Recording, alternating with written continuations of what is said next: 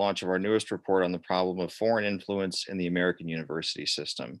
Some of you may be familiar with our work, particularly on Confucius Institutes in China, but this phenomenon is not actually confined to China alone. It actually includes multiple countries, including Persian Gulf states, such as Qatar.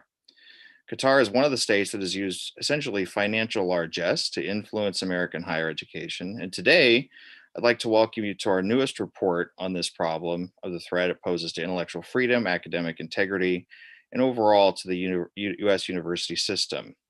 So today we have three panelists. We have our own Neetu Arnold. Neetu is a research associate here with us at the NAS. Neetu graduated 2018 from Cornell University with a Bachelor of Science in Communications. Prior to joining us, she worked as a journalist. She's a veteran of campus reform as well as the Daily Caller, and is the author of our most recent report, Priced Out, about college costs in US education system.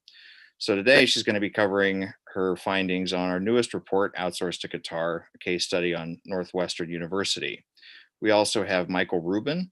He is a senior fellow at the American Enterprise Institute, where he specializes in Middle East issues, particularly Iran, Turkey, and the broader Middle East. He worked at the Pentagon. He's lived in post-revolution Iran, Yemen, and both pre and post-war Iraq. He spent time with the Taliban before 9/11. And today he's going to be talking about the influence of Qatar and the American university system and academia more broadly. We also have Dan Carrell. He served as Deputy Undersecretary and Senior Advisor in the U.S. Department of Education from 2018 to 2021. And he's worked on issues relating to foreign influence in U.S. higher education, collaborating with the executive branch, particularly the Policy Coordination Committee of the National Security Council. Mr. Currell will be discussing regulatory oversight and issues of regulatory reporting, such as Title 117, which is not exactly a household term, but it's important to curtailing foreign influence in higher education. So before we kick it off, I'll just talk about the format here. Each panelist will speak for approximately 15 to 20 minutes, and we'll save Q&A for the end. If you have questions for our panelists, please do ask them using the Q&A function. If we run out of time, you can contact me, and I will deliver your questions after the event and put you in touch by email if our panelists are comfortable with doing that. This talk is being recorded and will be posted on our NAS YouTube channel within about a day, within 24 hours. And if you're not familiar with our work, NAS, the National Association of Scholars, we're devoted to reforming higher education by restoring values of citizenship, the value of intellectual freedom. If you enjoy this talk and are interested in more of our work, please do visit our YouTube channel for past talks and other issues related to this, or visit our website, nas.org. Now let's start with Ms. Arnold. Would you like to kick things off for us? Yes, thank you, Ian, for that introduction. And I also appreciate Dan and Michael for joining me on this panel today. I'm really looking forward to what you have to say on this topic. Let me just see, let me get this slides up. I have a couple of slides to share. I hope all of you can see the slides. Good? Yeah, okay, great. So Qatar has become one of the largest donors to American universities in the past several years. They've donated at least $4.7 billion, according to the Department of Education. And universities that typically work with Qatar come under a lot of scrutiny because the values of Qatar heavily differ from the values here in the United States. And so it presents questions of academic freedom, integrity, research integrity, et cetera. Now, I presented that $4.7 billion number just now, but I want to say that I think that number, that's likely an underestimate. And that's, as I've seen through my research into Northwestern and Texas A&M, not all funds are being reported. Just this past year, I learned that Texas A&M had not reported over $100 million, or nearly $100 million in Qatari research funds. This was particularly shocking because the Department of Education during the Trump administration had investigated the Texas A&M University system for failure to report foreign funds.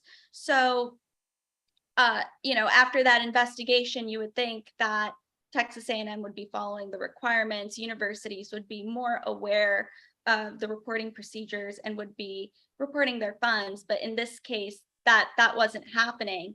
And the Trump administration's investigation into Texas A&M was just one investigation. There were also 19 other universities that were investigated, and it resulted in schools back reporting several billions of dollars in foreign funds. Now, I want to get to that in a little bit, but I first want to go over the basics of branch campuses in Qatar. So, okay. So right now, there are 6 American branch campuses in Qatar. These universities usually receive the bulk of Qatar funding. And so we have Virginia Commonwealth University, Cornell University, Texas A&M, Carnegie Mellon, Georgetown, and Northwestern. And all of these universities were recruited by the Qatar Foundation, which is a Qatari-backed organization. These universities were recruited between the late 1990s and the late 2000s. Now, Qatar recruited these schools because they wanted to improve their education and the economy, and so they turned to the American universities to fill in the gaps.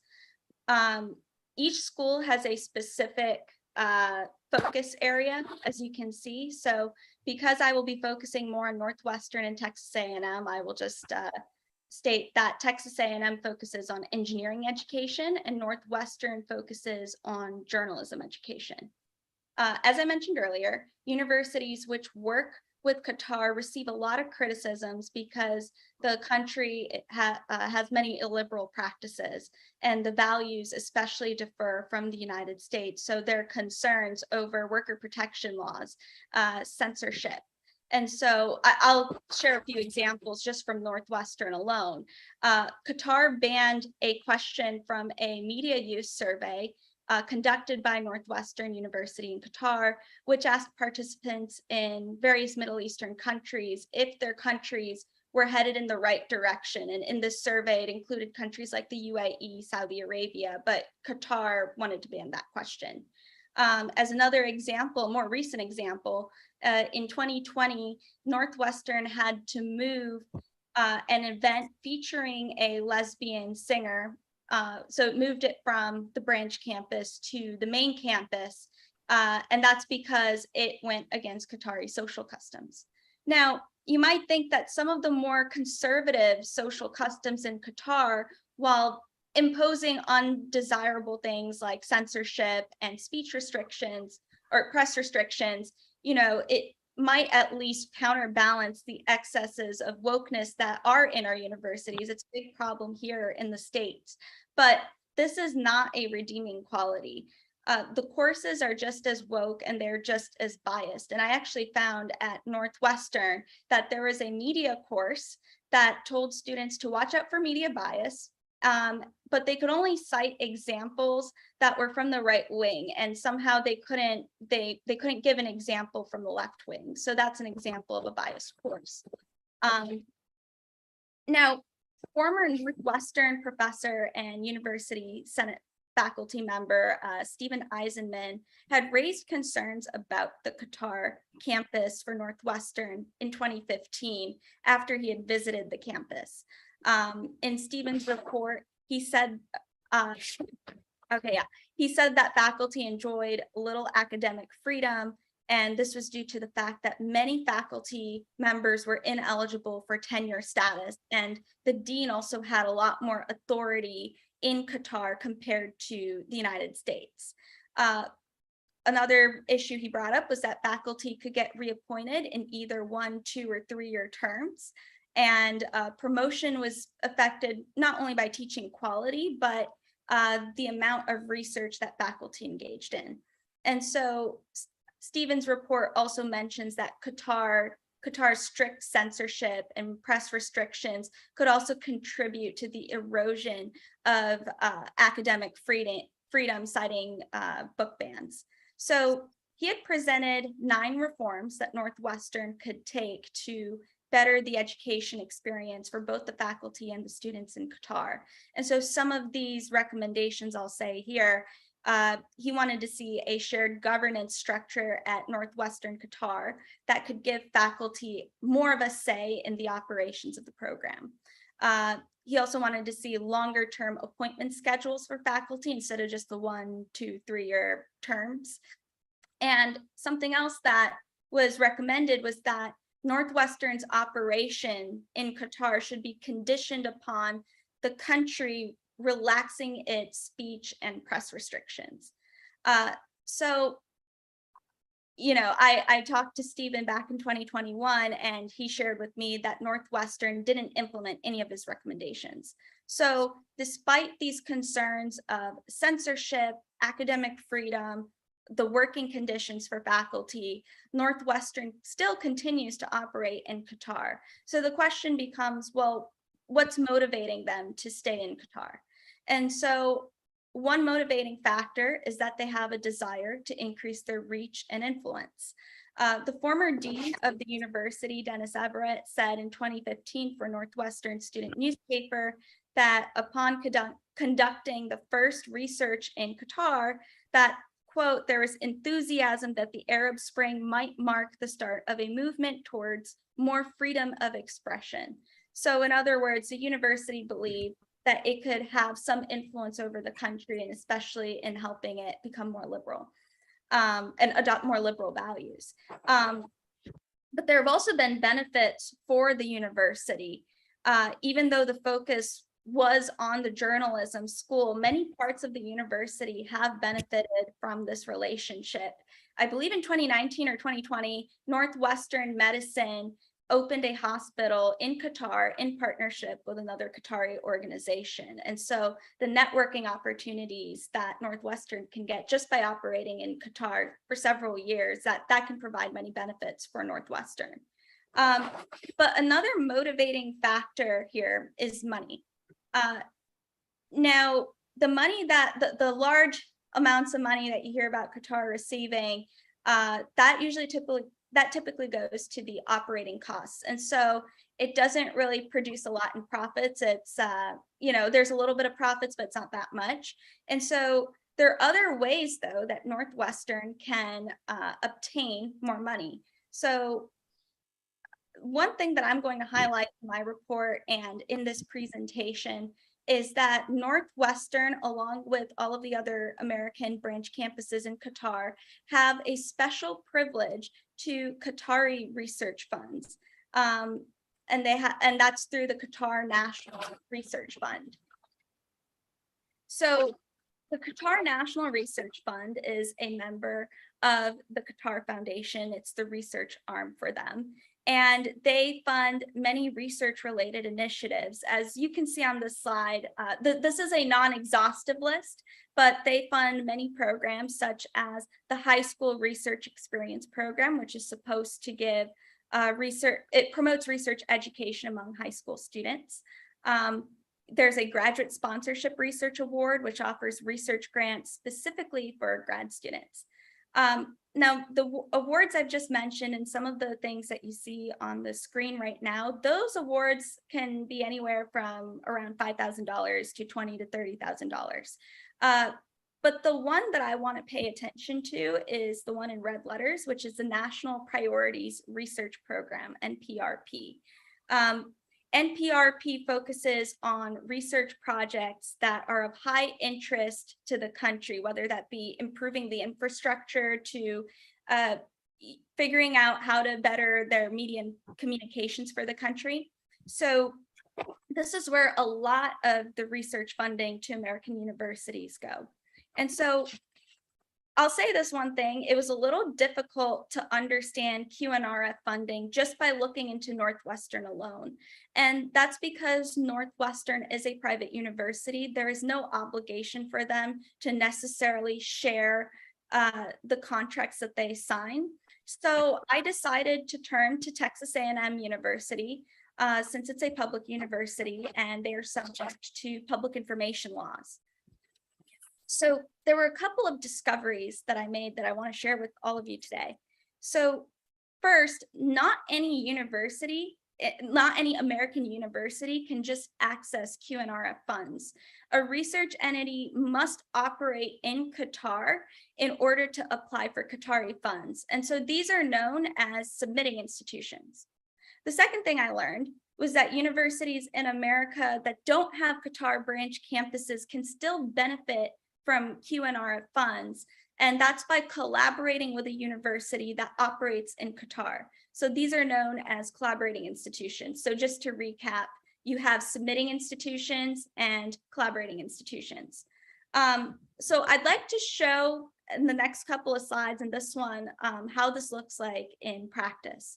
So in the slide I have in front of you, this is for a research project that involved Texas A&M University in Qatar, which was the submitting institution, Texas A&M's College Station campus, or the flagship campus, which is a collaborating institution here, and the University of Michigan, which is also listed as a collaborating institution. So an official at Northwestern had told me that the submitting institution usually reports the contract that they sign with QNRF. And this was a pattern I also noticed with Texas A&M contracts with Qatar. So in this case, Texas A&M Qatar would, or Texas A&M, because they're the same entity, Texas A&M would report this contract, and U of M would have no obligation to report the contract. Now, I want to say that this is how universities perceive their responsibility of foreign funding disclosure in these cases, and this is not necessarily an official rule by the ED. The ED doesn't talk about collaborating and submitting institutions. So this is a little bit interesting in the way that they go about who reports the funds. Now, there is a bit of a problem with this kind of method, and it means whenever the submitting institution is a Qatari university and it doesn't have an American, it's not an American university, they're not subject to American laws. And so that means the collaborating institution may not report any funds it benefits from its deal with QNRF. So I want to show an example here. This is a research project that was done with Qatar University and Rutgers University. Qatar University is listed as the submitting institution, and Rutgers University is the collaborating institution here. This project occurred between 2016 to 2019, and on Rutgers' website, they proudly display that they will receive a $300,000 grant from this kind of research. But when you look at the ED's Section 117 files, you won't see this amount. The amount you see is for it's for grants in 2021, and there's nowhere reporting that they received $300,000. And so this could be one way that universities may not be reporting all the amounts that they receive from Qatar. And I'd like to show a second example with Northwestern. So, here's another example where Northwestern participated in a study that was worth $800,000. The submitting institution was the University College London, and Northwestern was listed as a collaborator. Now, it's unclear whether Northwestern reported these funds. When I reached out to Northwestern Qatar, they told me that in general, if a university is the primary applicant or awardee, they record the total grant amount. The grant that's listed here, that's right in front of you right now, was awarded to the University of College London in Qatar, with Northwestern University as a sub-awardee. So the figure you list may reflect the entirety of the UCLQ award, and there were several other collaborators besides Northwestern. So this is one way that funds from Qatar may be going unreported, but there is a second way. And that's when Qatar funds go through intermediary institutions, such as university foundations or research organizations. These are not necessarily universities, but their primary beneficiary is the university. And so this was the case with Texas A&M. I learned that Texas A&M had not reported research grants from both Qatar and Russia that went to the Texas A&M Engineering Experiment Station. I'm going to call that TEES. TEES is part of the Texas A&M University system, and it's a state agency that focuses on research commercialization. So in my discussions with TEES, it claimed that it was not a university, and it was also not an intermediary that worked on behalf of Texas A&M. And that's why they didn't have to report any of the funds that they received. Now, the explanation, in my view, seemed like they were trying to separate themselves from Texas A&M, claiming that they're separate, they're not really working together. But I think, as you can see on these slides, that Texas A&M Qatar, Texas A&M should have reported these funds. Texas A&M Qatar, Texas A&M, they all benefited from these deals. At the bottom of the slide, you'll see that it says Master Research Funding Agreement. The research would be conducted under the auspices of the Texas A&M University-Qatar Research Program. And there's another picture here that shows that this was a common occurrence in a lot of the contracts where Texas A&M Qatar or Texas A&M seals would be used. So it does seem like the university benefits from these deals quite a bit. Now, and yes, so the ED even clarified a week after my article detailing what happened with Texas A&M and TEES, the ED clarified a week later that a legal entity that works substantially for the benefit or under the auspices of a university, that university has to report such funds. So just to recap, there are many reasons for universities to want to remain in Qatar. Universities have a desire for influence, money, and prestige. The branch campuses, the Qatari branch campuses, receive a special privilege to Qatar research funds that other American institutions don't necessarily have unless they collaborate with those universities. And Qatar funds remain underreported due to the way universities perceive their responsibilities and the lack of good enforcement. So the question becomes, well, what do we do? What are the areas of reform? So, you know, there is one reform where it's just we should reconsider whether we should even operate in Qatar. That's basically due to the values that differ, and you know, we don't want our education compromised. That would require public pressure and more scrutiny into the universities, to the point where the universities would rather not operate in Qatar than having to deal with the negative attention. I think that's a little bit of a long shot right now, so I have some more practical reforms in mind. I think the best way for universities to report their funding or their foreign funds is there needs to be punishment involved. There needs to be some sort of incentive. And we've seen this with Texas A&M. When they were investigated by the Department of Education, they did have to turn over some of the funding that they had. And I wanted to actually point to in Pennsylvania. It's Pennsylvania Law 24 PS 6301 to 6307. It requires all universities in Pennsylvania to report foreign funds that aggregate 100,000 or more annually.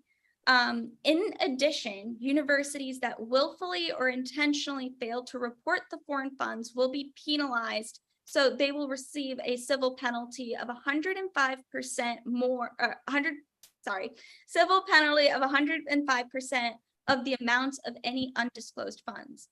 Now, I think this is a law that holds the universities accountable. What I like about this law is that it also applies to public and private universities in the state. So the slide I have here was from a staff training presentation on foreign funding disclosure back in 2021 at the University of Pennsylvania. And it seems like they take it quite seriously. If you note the wording here, you know, potentially severe and significant. And they pay attention to the state law quite a bit. And I actually filed a public information request with the state of Pennsylvania to see if the universities are actually following through on this law. And one thing I liked about the data I obtained was that the quality of information is just a lot better than the Department of Education. I think the information is a lot more thorough. We have an idea of not only the country, but the donor of who's reporting these funds. Many of these universities do take the reporting seriously to the point that they're reporting amounts that are, you know, 30,000, 40,000, you know, these are not required, but they're making sure that they report it.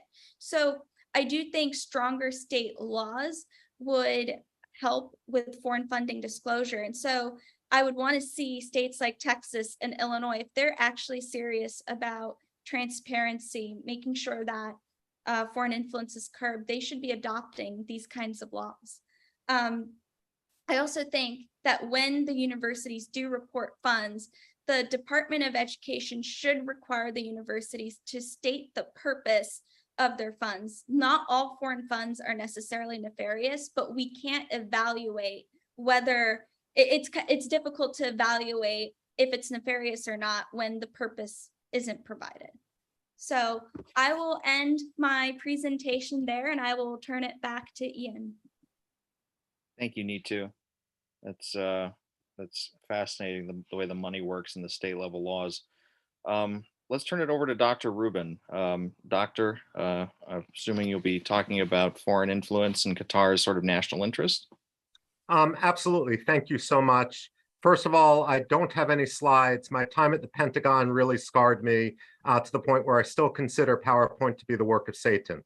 What I want to do, I read Neetu's report. I really enjoyed Neetu's report. I want to add a little bit more context of what struck me less as an education specialist and more as someone who focuses as a political and cultural analyst in the region. First of all, Qatar is a completely artificial state. Now, despite what we often hear about the Middle East, that's actually a rarity. While the late historian Bernard Lewis talked about straight line countries and not straight line countries, straight lines being symbolic of artificial borders, there's a difference between having an artificial border and being an artificial state. After all, most people in the Middle East, with the exception of Iran, lived near the coast, lived on rivers, and therefore it didn't really matter where you drew the border in the middle of the desert. Qatar, however, unlike so many other countries in the region, including neighboring Bahrain, really doesn't have an ancient history upon which it can reach back. And so it's been a country, a fabulously wealthy country, in search of identity. It has very little self-confidence in its current identity. What makes Qatar special?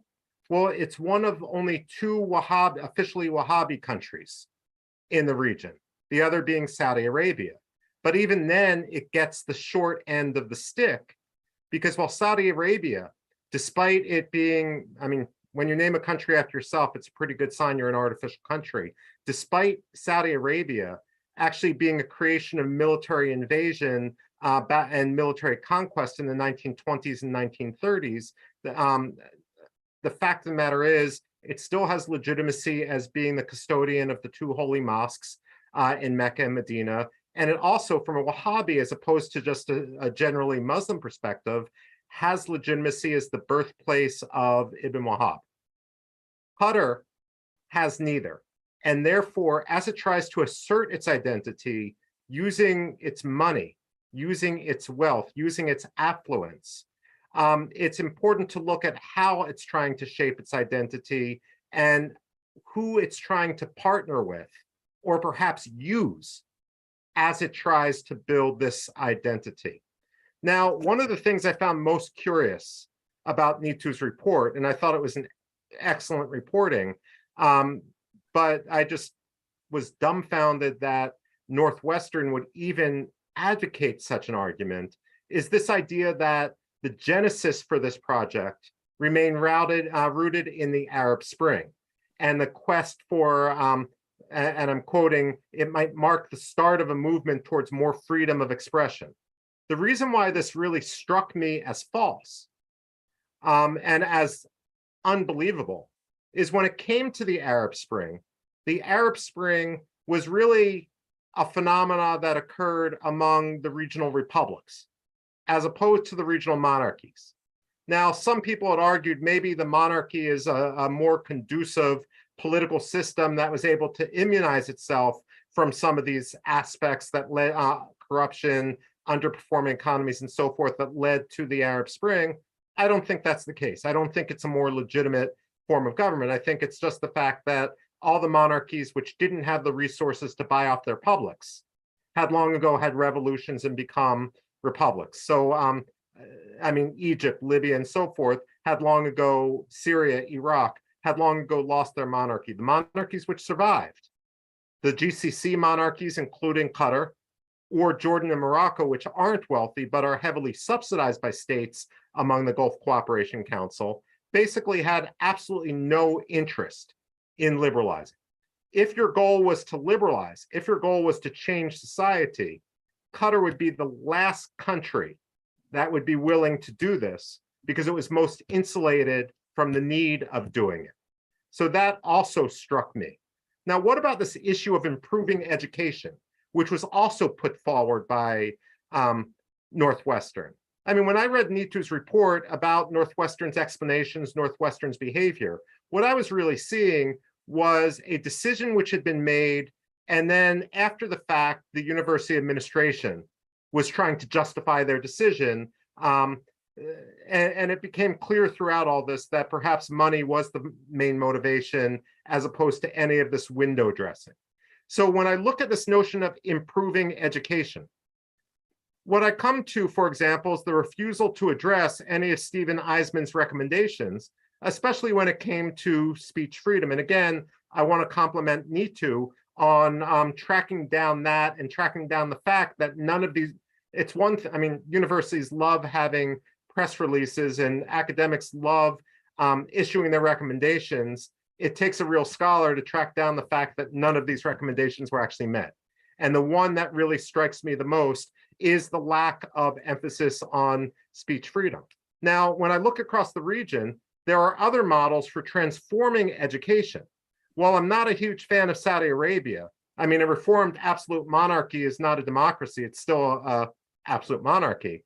The fact of the matter is, what Saudi Arabia did was fundamentally try to change the culture of education. In some cases, for example, implementing co-educational classes, in some cases, preventing the mutawa, the religious police, from having access to campus, really making it an oasis apart. That doesn't appear to be the situation here. Or I could look at something like the American University of Iraq Sulaymaniyah. Whenever you see the slogan, the moniker American University, we have to be careful simply because there's no regulation to the term. But in the case of the American University of Iraq Sulaymaniyah, as opposed to the American University of Kurdistan or the American University of Baghdad, it really did try to impose and transform the culture that was predominant in educational and pedagogy at the time.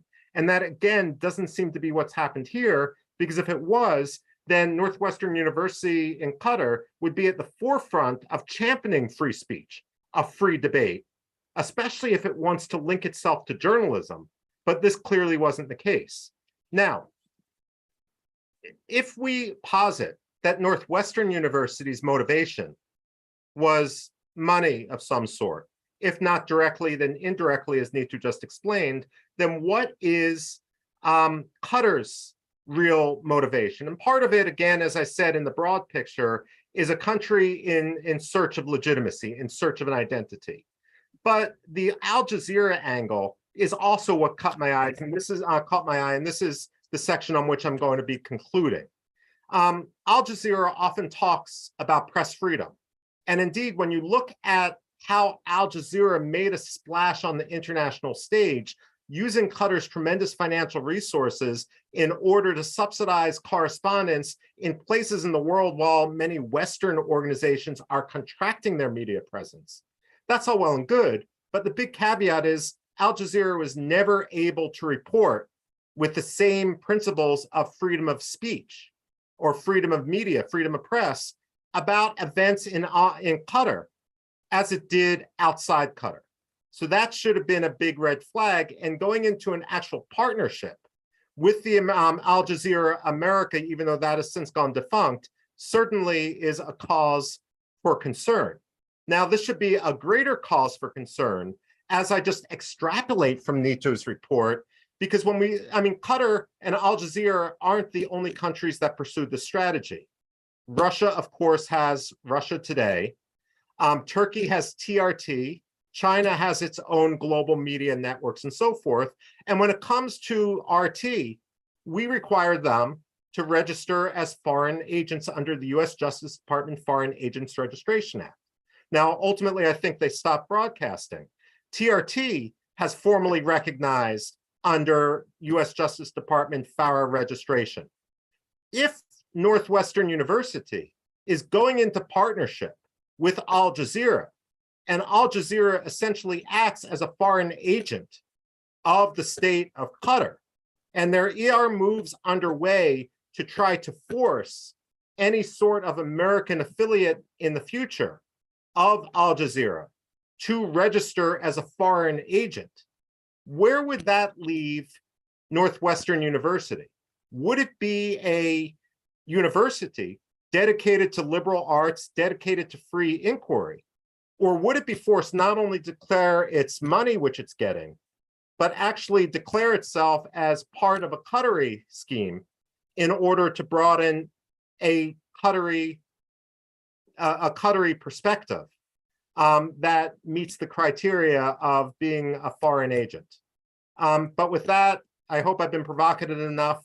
I thought it was an excellent report, Neetu, and I want to congratulate the National Association of Scholars as well for this important work. It's something that universities don't want to come to light, which is exactly the reason why it needs to come to light. I'd be foolish to say that we don't have this problem also in the think tank community. I take no foreign money. American Enterprise Institute doesn't take foreign money. But the fact of the matter is, while the spotlight has been on think tanks recently, including my neighbor next door, Brookings, because of some of General Allen's behavior vis-a-vis Qatar, that is positive. We deserve the spotlight. What worries me is, having worked at universities, having worked in think tanks, is I see the problem in universities to be 10 times worse. They deserve their share of the spotlight as well, and I congratulate you for shining it. Thank you, Michael. We got some fairly provocative questions to lead with after we finish. Let's turn it over to Dan. Talk about the regulatory aspects of Title 117 and if regulation, can actually stop this phenomenon. Ian, thanks very much, Michael. Thank you. I think I can summarize where we sit in the process here. Michael correctly points out that PowerPoint is the work of Satan. In response to that, I can only say that I am in bondage to sin and I cannot free myself. Some of you may recognize that phrase. And so that's going to happen, but I'll give you another minute or two of PowerPoint free stuff. I'm going to use the tools of Satan to talk about the regulatory oversight and context, as Ian mentions, and that's probably not gotten you excited. I'm going to make this as fun as I can, so that's thing two.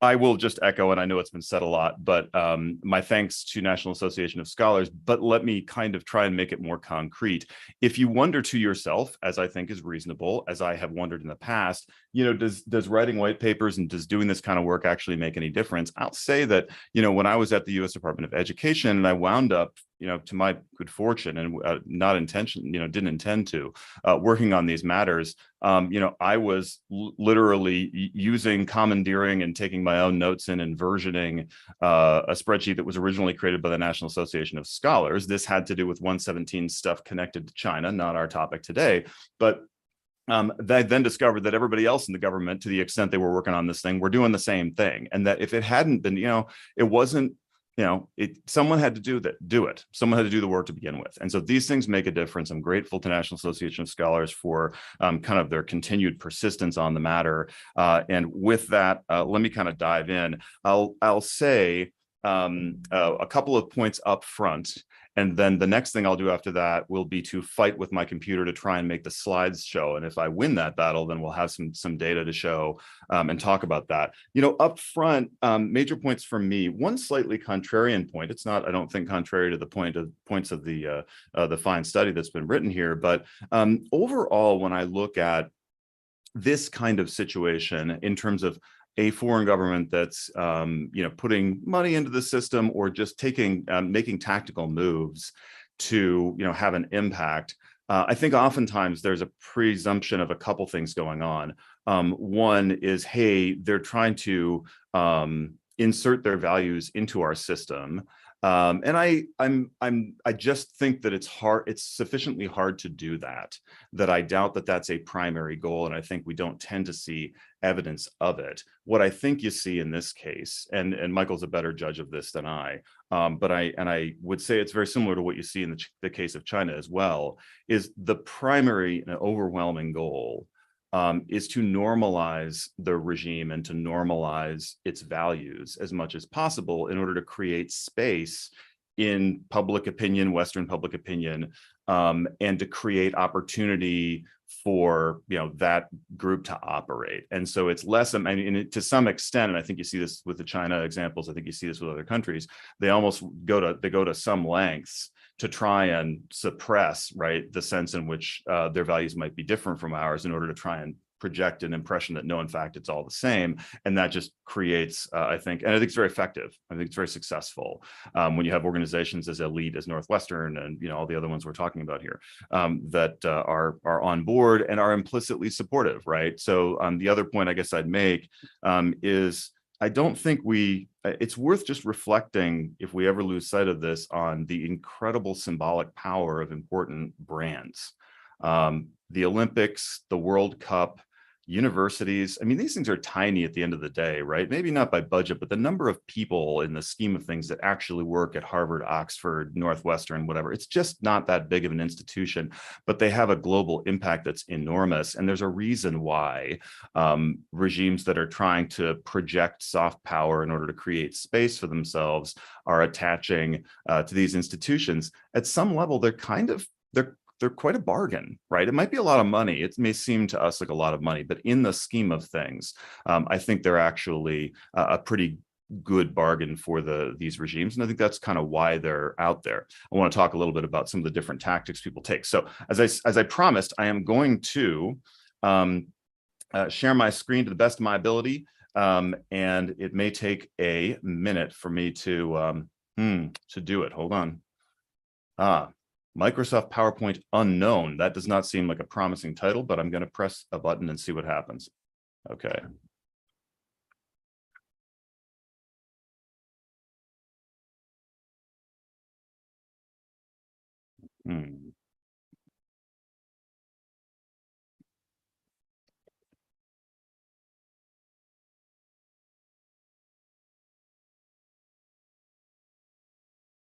With apologies, what we're going to do, I think, is I'm going to email my slide deck to Neetu, who I think we have evidence is able to actually share the screen. I'll keep talking and we can cover some things while that happens. Does that sound like an acceptable approach, Neetu?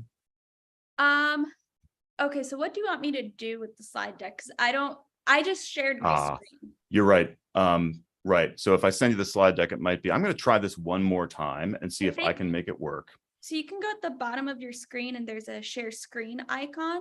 Hopefully, if you press that, and then you can move your mouse around just like you would on when it was. It seems to have an objection. I think we might be getting there, but it seems to have an objection to got it. Okay. I'm very sorry for the delay here, folks. It's it's a little hard. It's a settings thing. I confess. Neetu, if he just sends you the slides, can you when he just says next, just click it? Yeah, I could do that. Yeah. Okay. Why don't you send it to me and then I can share my screen and you can present. Okay. There's a chance that I've just made some progress, and if I've not, then I will I will, okay. Oh, we got it. Are we doing a good thing? Got it. Okay, sorry. And it will probably not be as pretty as it should be. But off we go and with no more delay, hopefully here. So let's do this.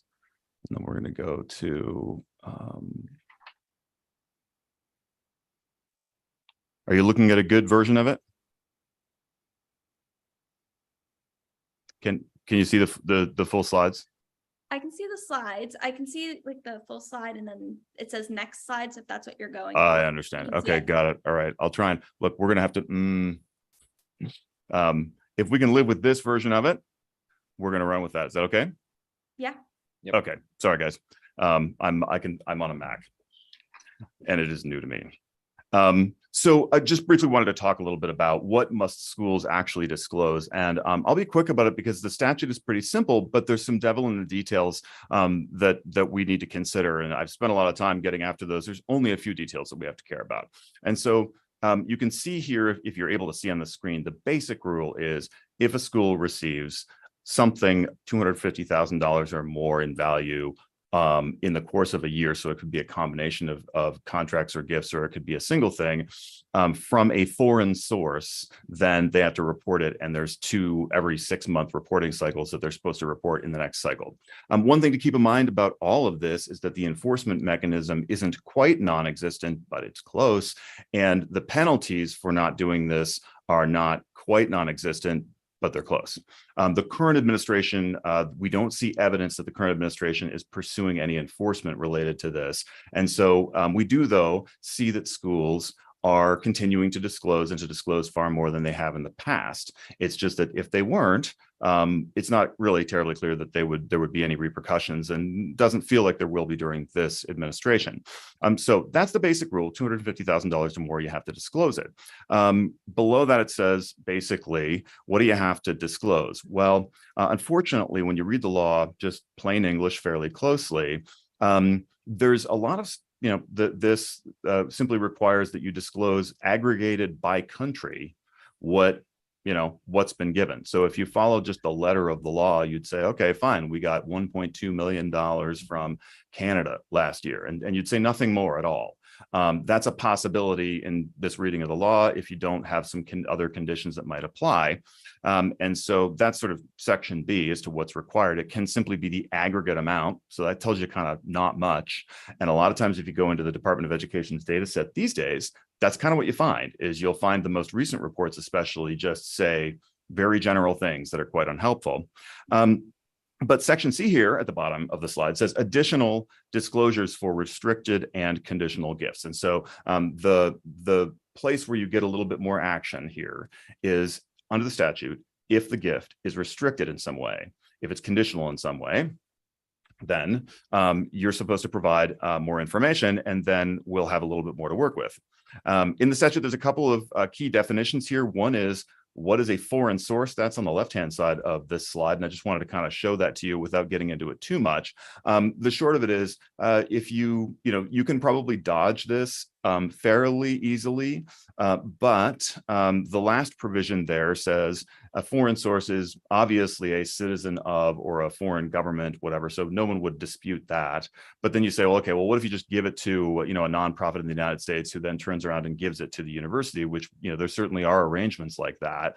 And the university might say, yeah, in that case, we don't need to report it at all. Well, the last provision there in the definition of foreign source does say, well, an agent, including a subsidiary or affiliate of a foreign legal entity acting on behalf of a foreign source. So an agent acting on behalf of a foreign source, hopefully means that we should have more disclosure of these things, even if it's a little bit roundabout. So that's one of the more important aspects of definitions. And then the second one here is what constitutes a restricted or a conditional gift or contract. That's a little narrower than I would like it, I guess, to be. But let me just say the following thing.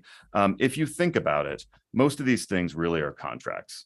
The schools are very sloppy in the way that, historically anyway, that they've reported these things. But the fact is, if you're giving, if there's that much money in play, it will have been reduced to writing what the thing is, what it's for. There's generally going to be sort of conditions on it, et cetera. And so I would submit that the vast majority of stuff that's big enough to be reported probably is restricted in some way. And then the question is just, well, is it restricted in a way that would fit within this and therefore require that the school disclose not just, oh, we got a bunch of money from, Israel or from United Arab Emirates or whatever, but that they have to, disclose, well, what was it for? Like, what were the stipulations? So I won't get into the battle that kind of took place. The battle is a little strong, but the disagreement that happened between roughly the higher ed community and the Department of Education during the Trump era, but simply to say that it was the position of the Department of Education that they wanted schools to be providing more information up to and potentially including the contracts themselves. And the higher ed community was really very, very not interested in doing that. So a compromise was reached, but unfortunately, the effect of that compromise, ultimately, at least for now, unless and until the statute is changed or regulations are issued, is that there is kind of, in a lot of ways, in the public realm, even less information available than there was before. And what was available before was pretty spotty to begin with. So that frames things a little bit. In terms of the regulatory context, I just wanted to talk about kind of the intersection of the money, the universities, et cetera, and kind of this idea of soft power. So just to provide a little graphic here, Neetu talked about Education City in Qatar, and I won't get into it too much. But basically, if you go to the website, there's only one thing you need to know is that it's beautiful and everything is perfect.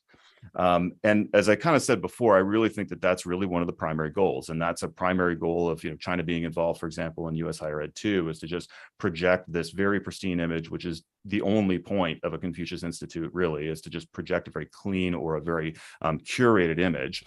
As again, already said by Neetu very well, here are the institutions that are involved in Education City in Qatar. There are 6 American institutions. Interestingly, University College London was there under a 10-year contract, but went ahead and retreated after 10 years. I don't know why. I'm not sure if it is known why. There's HEC Paris, and then there's a domestic university as well. I think it's noteworthy that the areas of work are very, very different for these schools. And it's pretty easy to figure out why they care about each of the different things. But it also explains why so much different levels of money are being reported by the schools, because the things that they're doing just involve, different levels of expenditure. I thought it would be helpful, since I'm a data nerd, just to make sure that we had framed big picture, what is this organization, this country or entity that's sort of trying to influence American higher education and have an influence on American opinions and world opinions. I didn't even put the graph, like the lines on here, because it would turn every other line into a flat little thing. But US GDP roughly 23 trillion. China's is about 17 trillion. Canada's about 2 trillion. I did put them on there because it didn't completely squish everything else.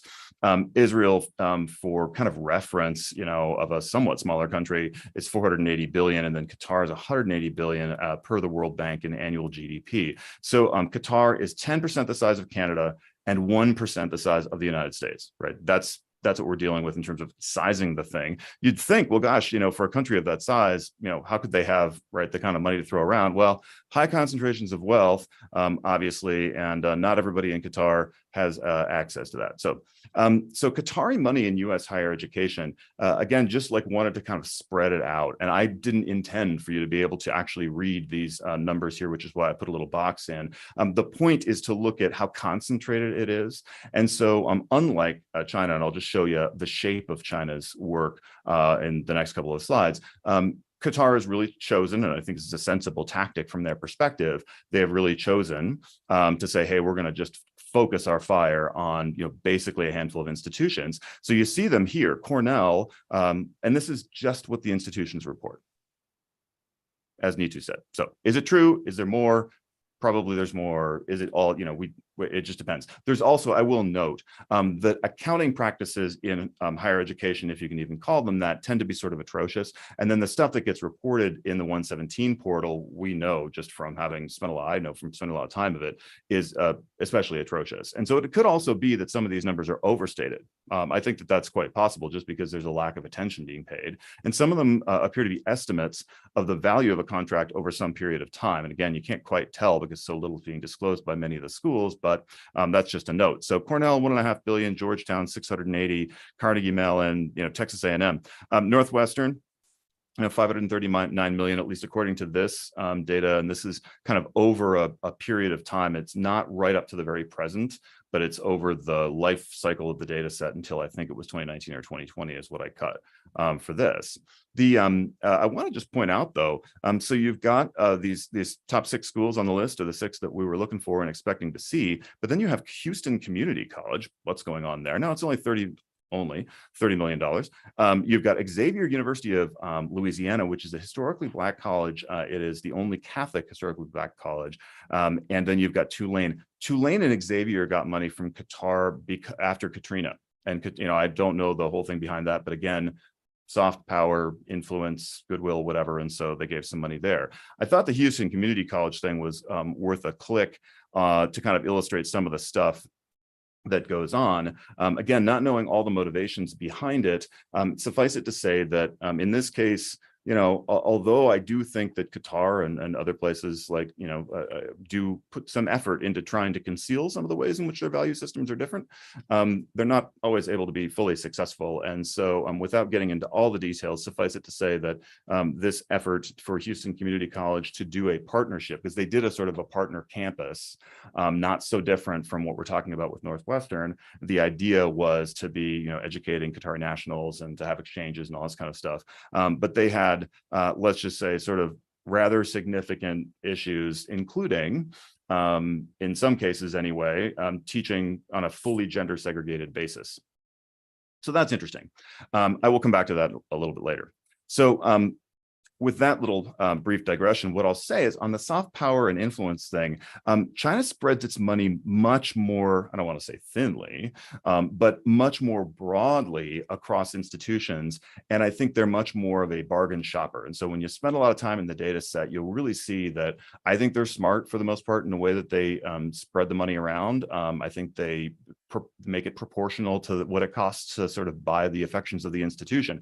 And so I've only given a few examples here: Harvard, Juilliard, Penn, those are the top 3, just to scale it, because you'll remember Cornell from Qatar was talking 1.5 billion, and then you were everything that we saw in those institutions previously was higher than the biggest thing here, Harvard, for China. Now, again, it's all just the data that's been reported. Yeah, there's probably more different here, but it gives you a sense of scale. And China is absolutely spreading their efforts across a much larger group of institutions. They have a bit of a different strategy, which they can afford to because of their scale. I tossed Israel in here. I could have easily tossed in Canada or the UK or whatever to try and provide what I would think of as a country that, where their principal activities really are. What I think you see being reported here is essentially the natural fruit of research collaborations between a country, Israel, that has a lot of science and research going on, active labs, et cetera, and they're collaborating with labs in Western universities. And so this is, going on all the time. And some of that collaboration results in value exchanges, contracts, right, that are being reported into Section 117. I don't mean to suggest that Israel doesn't care about how they're seen or that they're not interested in soft power. I'm not suggesting that at all, but I do think that this paints a bit of a picture of, what does it look like? Israel, you'll remember, has a GDP very much in excess of Qatar's, more than twice as much. And the amounts of money that they're, pushing around here from Israeli sources are, seem small in comparison, but they all kind of make sense because basically they arise out of some academic and research collaborations. So to, again, kind of take it from a different angle and try and scale it a little bit, and again, all this is just sort of riffing on and supplemental to some things we saw in the report. If you take and aggregate, the data and just simply ask the question, like, okay, which American universities are sort of most in receipt of foreign funds? This is pretty rough because what you see on the slide here starts with Carnegie Mellon and it works its way down to Northwestern in about, I should have put numbers there, but I'm going to eyeball it and call it 9th or 10th or 11th or something. The amounts of money are big, but it does include money from research collaborations with universities in the UK and Canada. Sometimes those can be of considerable value, and a lot of that stuff is just the kind of core activity we'd really want universities to engage in. And so I do not want anyone to construe this list as like the calling these schools out necessarily. It could be that they've got tons of money flowing through because of the really good things that are happening. You'd kind of need to assess it by country and source. It is interesting though, if you look at Northwestern, so 671 million, an awful lot of that, like a huge amount of that, seems to have come from Qatar, right? I mean, just again, I didn't do very precise analysis here because I don't believe precise analysis makes any sense for Section 117 data because we know it's all highly inaccurate, but it's directionally, suggestive. It's kind of helpful. So the big Qatari money at Northwestern, and this is a slide that just kind of pulls it out. These are the biggest gifts, and for whatever reason, they came in whacks of 30 million at a time. And I misspoke there by using the word gift. As I say, I really just, these are all contracts, and nothing's a gift. But these are all contracts, and so they tend to be 30 million to kind of 22 million. When you get below that, I cut it off at that point there, and you can see the sort of date range that that a lot of them are in. They really drop off to a much lower level, but there are also, and this is from more recent disclosures, you can see from disclosures that have been made much more recently under a new disclosure regime at ED, the data here from, in terms of what Qatar has been providing or, paying, it's dropped off considerably. And so it seems maybe like the money flow has changed. I would say, given the fact that you've still got an active campus in Qatar, it's probably just that the arrangements and the way that it's structured may have changed. But again, that's kind of speculation as to how that might have happened. Let me just kind of wrap up and make a couple of big level comments, and then I'm very happy to respond to any questions, participate in the discussion. As I say, I guess this is maybe a more specific articulation of a bigger point I made up front about, what's their goal. So who are we helping? And I really think that, again, the comments in the Arab Spring, et cetera, seem right on. I mean, we need to be more grown up about asking, like, who are we helping? And I mean this when we're talking about China or Confucius Institutes, or we're talking about this kind of a thing, like, who are we helping?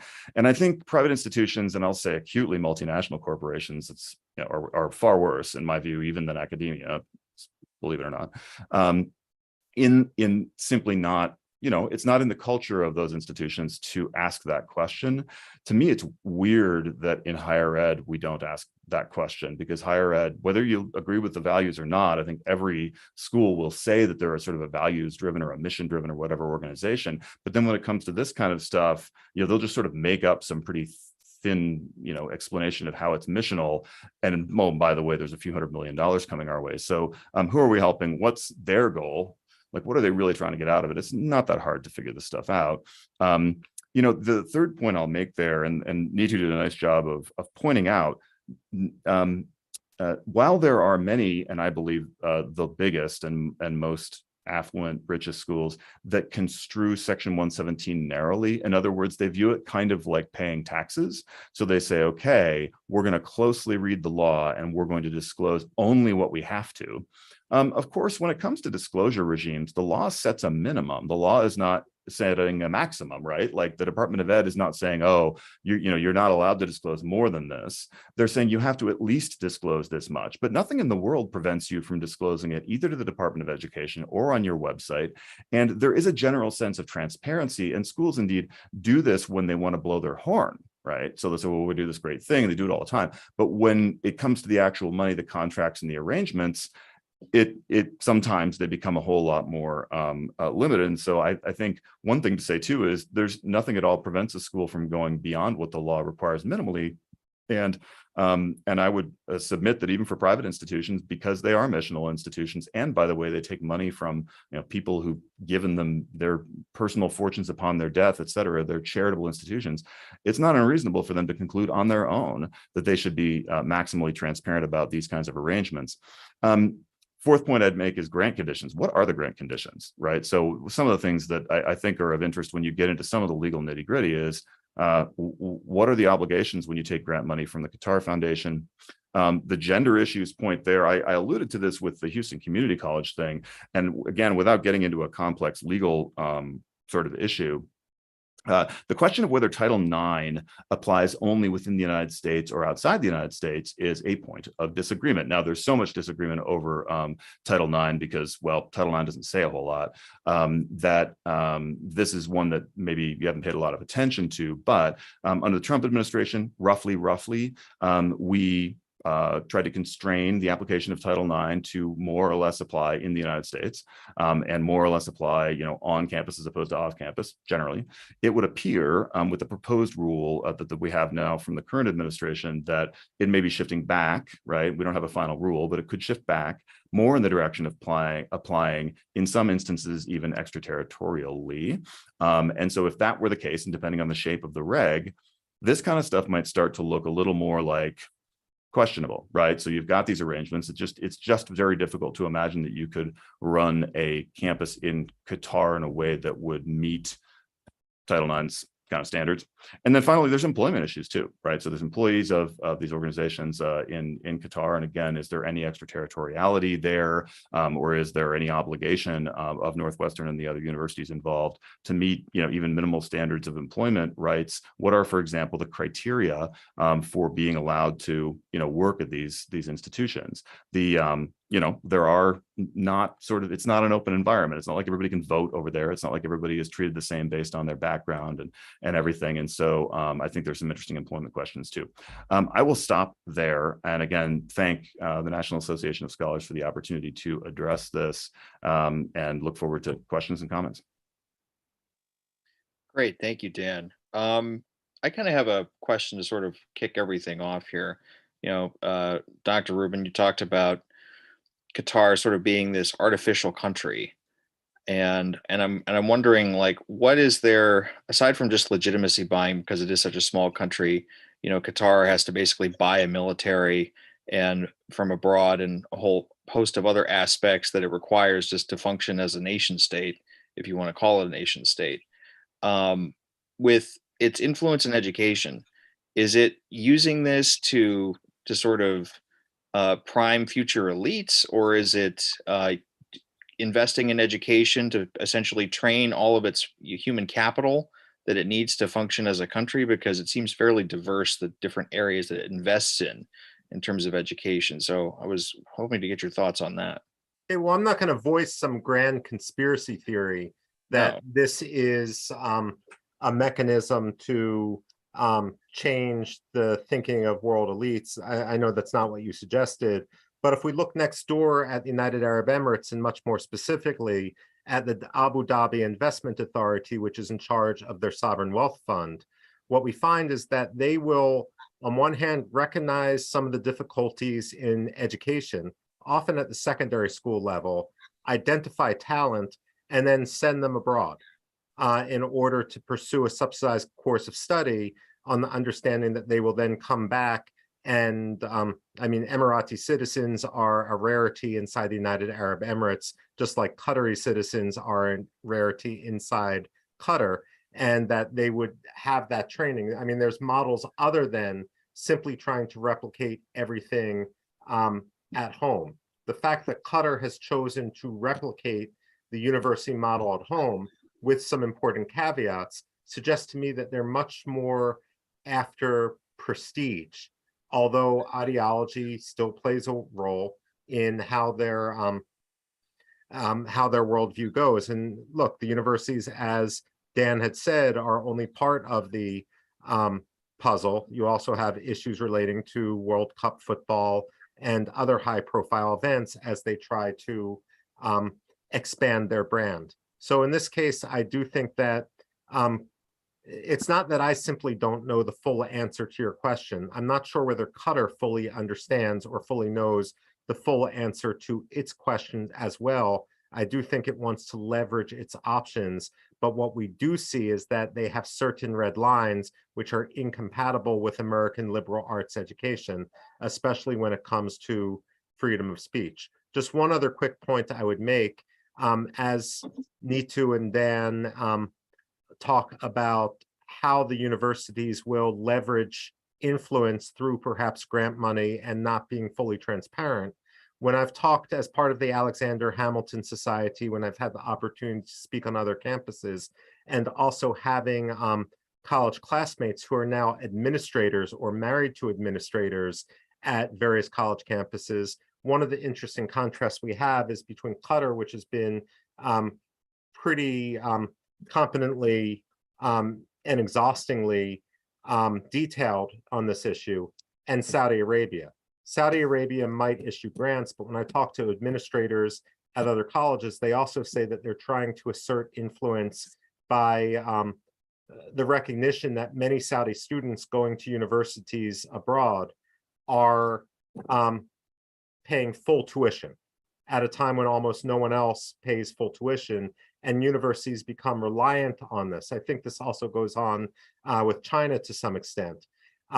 Saudi Arabia has been very adept at making it known to other universities that unless they are willing to engage in certain policy changes and self-censorship, that those Saudi full tuition scholars who are going to be studying at their universities could just as easily study at another university in another state and take their paychecks with them. So ultimately, I look at Qatar and its way of asserting influence, but I don't want to suggest that this is the only model of Arab states and Gulf states asserting influence. I find it very interesting how Saudi Arabia will use the increasing financial trouble some universities find themselves in and distribute money not so directly in grants, but actually use full tuition paying students sent abroad as a model in which to assert influence. Okay, thank you. A question sort of directed at all of you together. Neetu, you mentioned early on the law that Pennsylvania has, which is kind of unique. And of course, Title 117 is an underlying theme from the regulatory aspect of sort of tracking, or at least trying to have some modicum of honesty on foreign funding in universities. So my question is that the best way to sort of handle this, or would something more like reforming the Foreign Agent Registration Act, the FARA? Because what you have here, I know that there's educational exceptions to that, to the FARA, but it seems like because of universities, the way that they're sort of uniquely positioned, that it might be more fruitful of an avenue to sort of look at FARA reform as opposed to just Title 117, because you have a number of projects in these universities that are almost acting, it seems, like foreign agents. So that's sort of for all of you. I'll dive in on that with just some thoughts, and the first thing that comes to mind, I guess, is that my experience inside the government is that the systems in the government, in the U.S. government, just are going to operate in a fairly neutral way, and they are going to flip every 4 to 8 years in terms of the kind of leaning that you have within the language of a statute. And all of that is maybe word salad that precedes the following feeling, which is it's hard for me to imagine getting FARA reform that would characterize a university or the extension of a university or whatever anywhere in the world, as a foreign agent. I could be wrong, and I certainly support efforts to make it better, but I would worry about the likelihood of it actually happening, or put more accurately, it might be a problem if you passed something that had the appearance of improving it and then it didn't. One of the things that we thought a lot about, and of course, executive branch, believe it or not, doesn't make the law. It turns out that it faithfully executes the law. But in the executive branch, to the extent that you think about, well, what might you want the law to be? There was a fair bit of discussion of like, well, would it be better to have, do we really need, if something is genuinely and legitimately from Canada for research on, I don't know what, how much do we need to know about that? And wouldn't we rather have more detail, right? So one of the things the universities are carping about, and I get it, because it's what in the private sector people are concerned about, is overregulation, burdensome disclosure, whatever. So the universities are absolutely playing that tune. And the vast majority of line items that get entered are from countries that we really have no particular concern about. And so as long as they're actually from those countries, in other words, those countries are not being used, it's not something that's passing from China through Vancouver and into the United States, which would be perfectly common.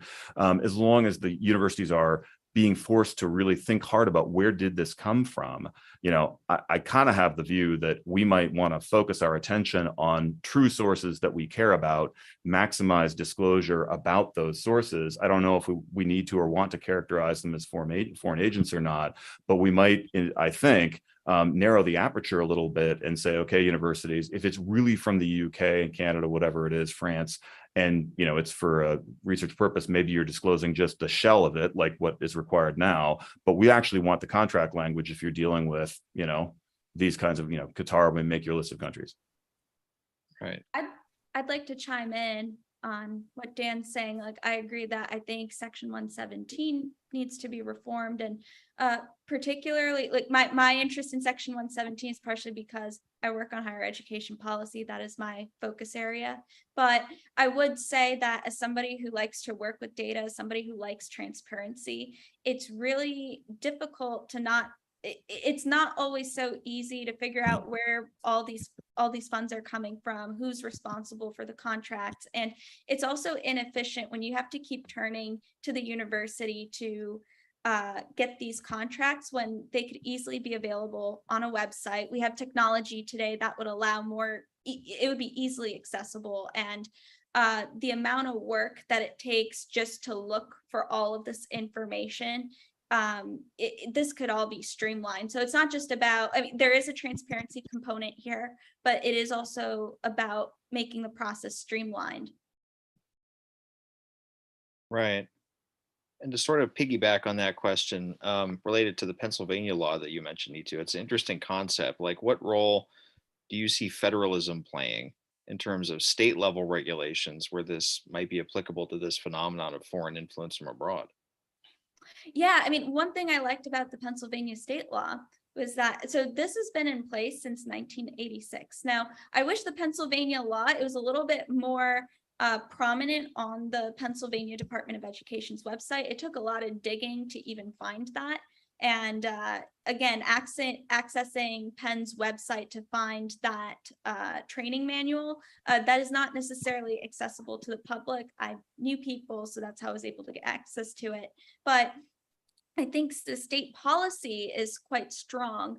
And one thing I liked about the state policy was that they, in some ways, they overrode some of the requirements from the federal level. The federal level requires reporting of $250,000, whereas at the state level, they're saying $100,000.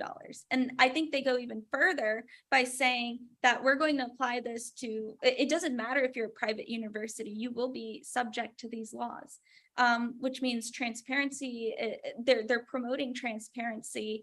And I just like that this law is so transparent. And I don't see this kind of law in many other states. I think Texas used to have one. I came across a document yesterday, which back in the early 2000s, Texas required their universities to report foreign funds to the Secretary of State. And then over time, it looks like it was eroded.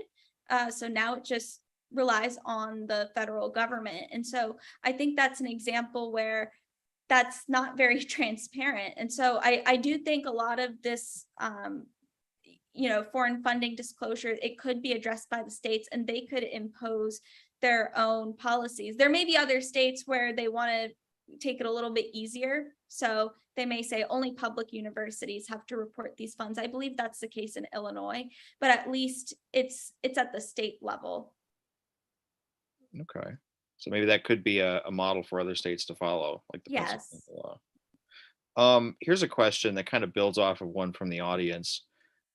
Is there a university among top universities that is known for not taking large contributions from abroad? And that sort of relates to another question I have that maybe Dan or Neetu you could speak on, is what's the logic for, sort of Qatar's choosing of universities? Because like Houston Community College, it seems very interesting that of all the schools they could pick, why that is, what's the underlying logic maybe on Qatar's part, where they're looking around the US and they say, yep, Houston Community College, that's where we're going to send 30 million. I mean, so I'll say an obvious thing and then a conjectural thing. The obvious thing is, they didn't do it someplace that didn't have any oil. Right. They didn't do it someplace that didn't have an oil industry. It's not the Minneapolis Community College. And so there's definitely a connection there, maybe more personal, the influence that they're trying to create. Because I mean, you're right. Like it could have been anything for programmatically if they really, and they may really have wanted to just do the thing they wanted to do. In other words, educational outcomes, et cetera. That's fine. But, if you're going to throw some money around, like why would you throw it to, Cleveland or whatever, throw it into the place that has oil executives, that has that kind of thing. And so I assume, conjecture that there would have been some relationships there, that would have been beneficial. So that's kind of a thought. I think I see it in every case, almost every case with China, when you look down into what they're doing in terms of soft power and influence and other goals that they have, you can usually figure out why they're at a particular place. There are some very small and very out of the way schools that they're at. And in some cases, it's just was bargain shopping, right? Is because the school is willing to take the money and do their thing. And it's a flood the zone strategy that's kind of been working. But in most cases, I mean, most countries focus on schools that are closer to Washington, D.C., right? In general, people assume that the capital of the country is a big deal. And so they'll just go ahead and do something that has to do with that. Georgetown is absolutely, a thing. But even it's the very first one back in 2007, right? Was in Virginia. It may have just been the closest thing they were able to get to the capital that was willing to say yes. And they went from there. That would be a conjecture, but that's very much how the Confucius Institute thing worked. Right. I'd like to add for Northwestern specifically, it had to do with connections. So Vartan Gregorian, we covered this in the report actually. Right. Vartan Gregorian knew he was on the Qatar Foundation's board. I think he worked, forgetting the organization's name right now, it's quite prominent too. I feel bad about that. But Vartan Gregorian National Endowment for Humanities. Maybe, I think so, maybe. Oh, yeah, okay. Vartan was close friends with one of the Northwestern trustees, and Vartan, he was an immigrant here to the United States, so that informed a lot of his work, and he wanted more education on Islam. So, if you're working if you're with the Qatar Foundation, and then your friend is also a trustee on at Northwestern, I think that makes, and Northwestern is considered a top school for journalism. There's just a lot of things working together that makes this an ideal school.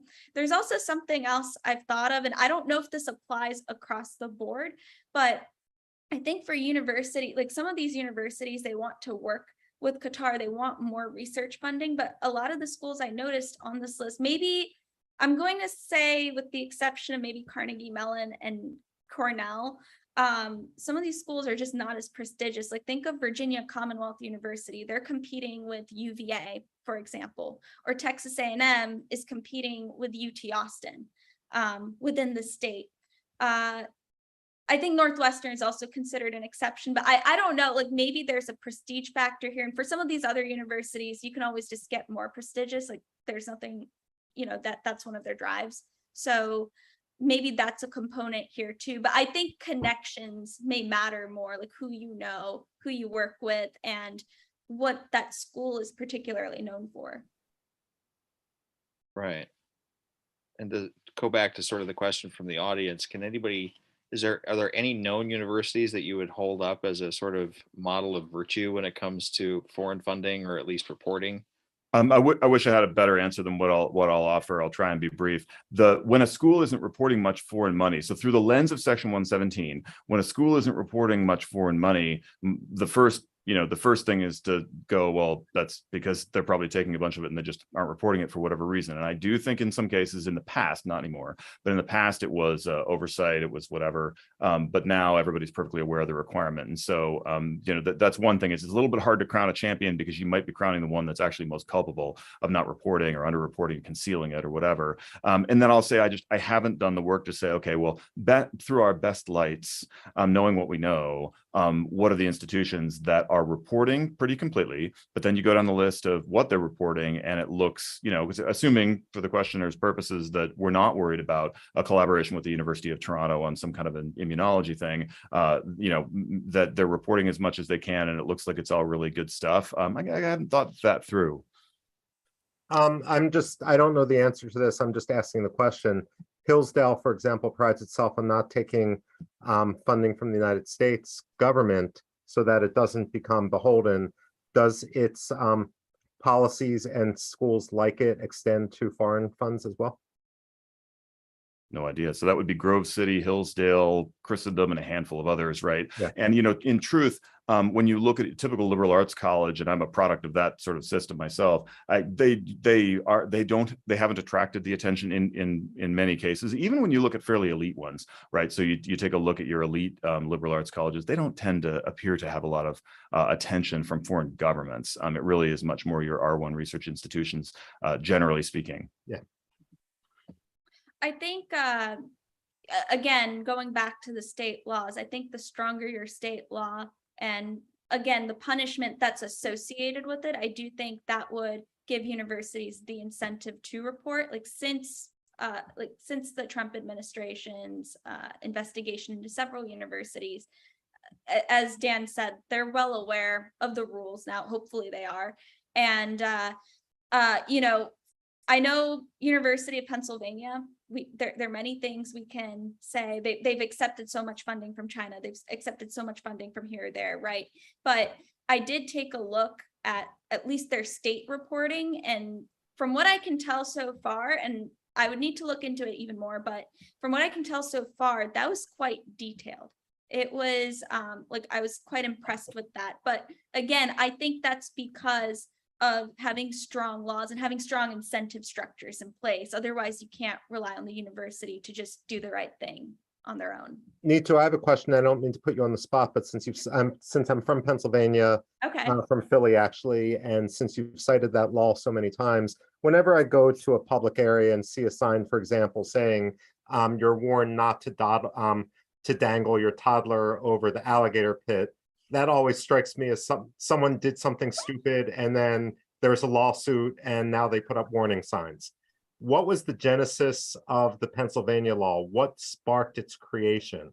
Since it's such a good law, was there some scandal that was a reaction to? I don't know if it was a reaction to that. And I've been trying to look into this. I've been trying to find, how did this all start? I'm usually interested in those kind of stories here.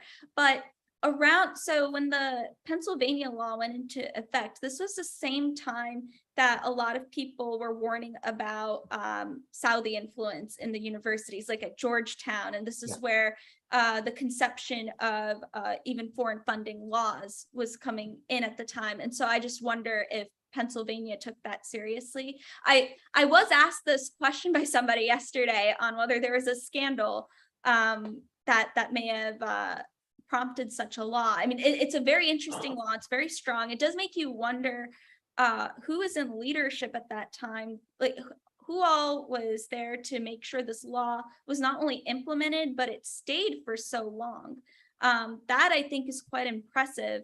Again, I wish a lot of states had this law because it's very nice. And again, when I filed that public information request, it was very easy to get. Less than a week, I got the USB file, and that's a success story. Many times you can file public information requests and it takes weeks or months. So for the amount of information I was asking for, I was quite impressed. So let me toss in a thought on the origin date. I mean, both those laws were passed about 1986, 1987. The effective date for 117 is the same. An old time, I mean, one of my deficiencies as a human being is that I've done all this work on it, but I've never actually gone to the trouble of reading the legislative history. I just will confess that to the world. An old timer at Ed once said that he recalled that the motivation was more about Japan. Saudi Arabia could absolutely be right. A thing I will point out is it's just interesting to think about how much the world has changed, which is that the per capita GDP, I just looked it up again, for in China in 1986 was $280. So Chinese foreign influence through money in 1980s and even the 90s and even the 2000s, right, was just an unthinkable, what are you talking about kind of a thing. And so it's very interesting to consider because it's absolutely the tectonic force now, right, and in this kind of stuff. But at the time, it was literally the last thing on anybody's mind. Well, that brings us really close to the half of the hour. So I want to thank you all for taking the time to be here and for contributing your expertise to this. This is an ongoing focus that we have at the National Association of Scholars. So to wrap that up, if you have any questions, please feel free to email me, and I can pass those on to the panelists if they feel comfortable with that. And if you have any other interest in what we do, please visit our website at nas.org. And thank you for being here today. Thank you so much. Thank you. Thank you.